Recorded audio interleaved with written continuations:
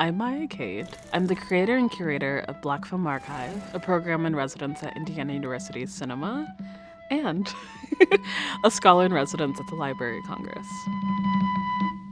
Film, at its best, offers us a window into experiences, whether they are true or not. And film is essential for me as a person because it opened up my world to realize that there was so much more than my lived experience. And I hope through my curation that I'm able to open the world of film for other people. I often talk about how Black Film Archive started in the George Floyd protests. That is true. But I think the first inkling of me doing something like this was in Toni Morrison describing her relationship to the past. She believes that there is infinitely more for us to learn from the past than there is from the future. And her description of that really got me thinking that I'm a very past and history oriented person. That plus my love of film really was the thing that made me go, okay, I need to take this seriously. This isn't something that's a passing fancy, if you will. It is a it is a true deep love of mine that I really need to invest in. I would also say that I'm really inspired by Kathleen Collins. Not just the films that she was able to produce, but her lifetime of cataloging her life and understanding her own genius.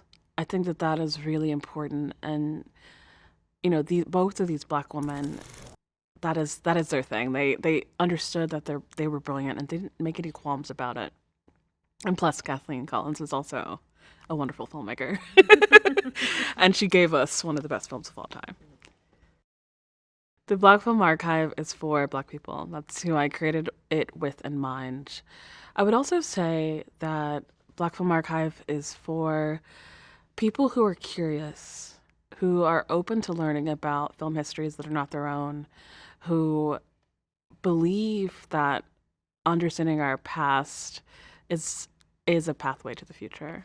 And I think Black Film Archive has touched people because they can touch and feel and see the history of film before them.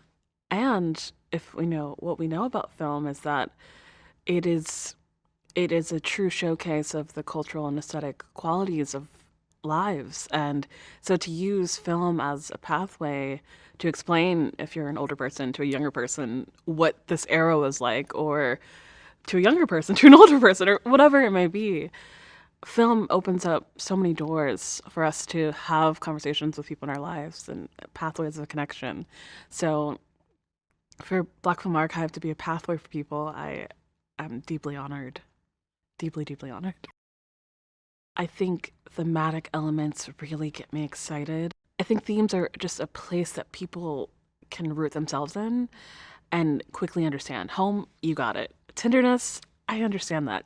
So it's just that excites me. Oh, that thrills me. I would also say that I'm thrilled by just how curation can open up the world, and good curation can really change lives. And I think with my work with Black Film Archive, I'm becoming more comfortable saying, "Oh, this work changed people's lives." And yeah, that anytime you can make an impact, I'm thrilled. Not everyone's relationship to film is my own. So I feel like I'm kind of at a turning point right now where I'm working on thinking of people who grew up before home video, people who went to Blockbuster, and people who only knew streaming. How are their relationships to film different, and how can Black Film Archive speak to them?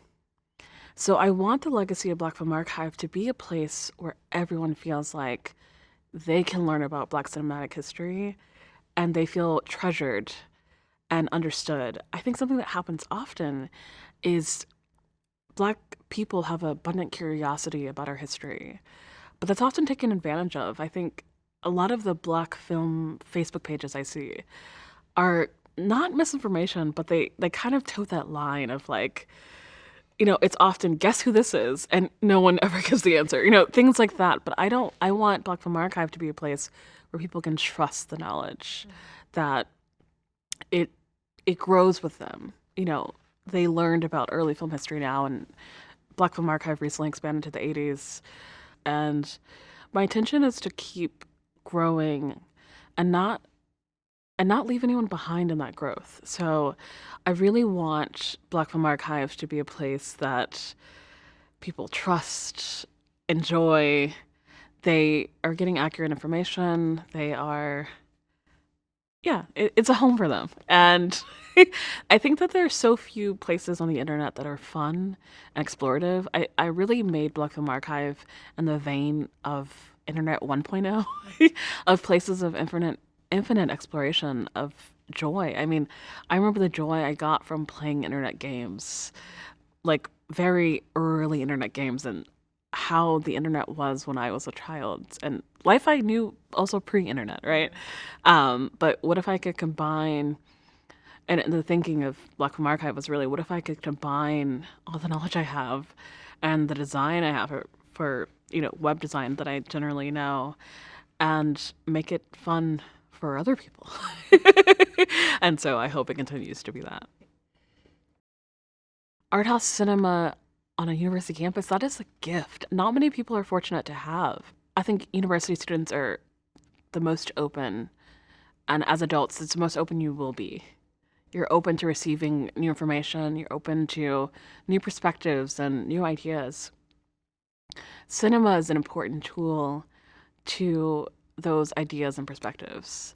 And to have an art house cinema on your campus is to travel to Asia without leaving. It's to be in Egypt at 2 p.m. and back to reality at 4 p.m. It's to, see this rare film by a woman film director and go to class afterwards. It's to have the whole world at your fingertips and not have to leave your campus. That's the stuff of dreams.